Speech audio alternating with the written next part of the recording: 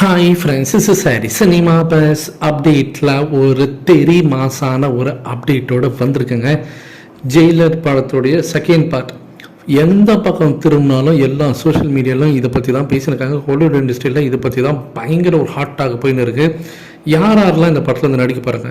நான் ஏற்கனவே என்ன சொல்லிட்டேன், ஃபஸ்ட்டு பார்ட்டில் இருந்த கேஸ்ட் முக்கால்வாசி பேர் இந்த படத்தில் வந்து ரீட்டைன் ஆகிடுவாங்க. அவங்க மீண்டும் பார்த்தீங்கன்னா இந்த படத்தில் நடிக்க போகிறாங்க.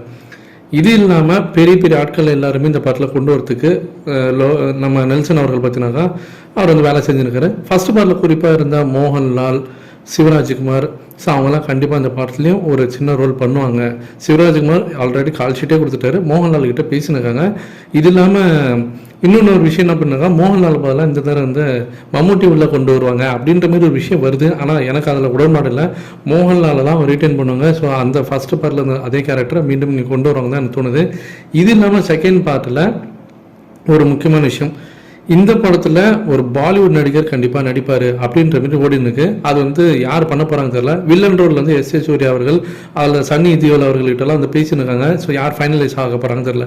இது இல்லாமல் கான்கள் கண்டிப்பாக யாராவது ஒரு கான்கள் இந்த படத்தில் நடிப்பாங்க அப்படின்ற மாதிரி ஒரு நியூஸ் வந்து ஏற்கனவே அமீர் கான் வந்து கூலியில் நடிச்சிட்டாரு. ஷாருக் கான் நான் இப்போதைக்கு எந்த ஒரு கேமியோ ரோல் பண்ண மாட்டேன் அப்படின்ற மாதிரி சொல்லிட்டாரு.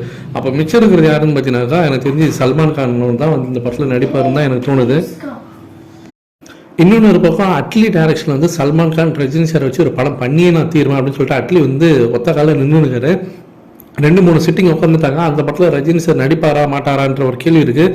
ஒருவேளை அந்த படத்தில் கமிட் ஆகினாக்கா அதன் அடிப்படையில் சல்மான் கான் இந்த படத்தில் வந்து ஒரு கேமியோ ரோல் பண்ணுறதுக்கு வாய்ப்புகள் இருக்குது அப்படின்ற நியூஸ் வந்துருக்கு.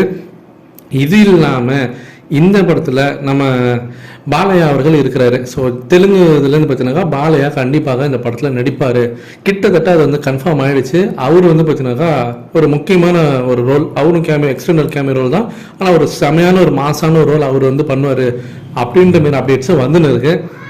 ஸோ இதை பற்றி உங்களுடைய கருத்துக்கள் என்ன? யார் யார் வந்து நடிக்க போகிறாங்க? இந்த கேஸ்ட்டு பற்றின அப்டேட் எப்போ வரப்போகுது, அனௌன்ஸ்மெண்ட் எப்போ வரப்போகுது சன் பிக்சர்ஸ் கிட்டேன்னு சொல்லிட்டு ஃபேன்ஸ் எல்லாருமே எதிர்பார்த்து காத்திருக்காங்க. நீங்கள் எந்த அளவுக்கு எக்ஸைட்டாக இருக்கீங்க அப்படின்றத கீழே சொல்லுங்கள் ஃப்ரெண்ட்ஸ்.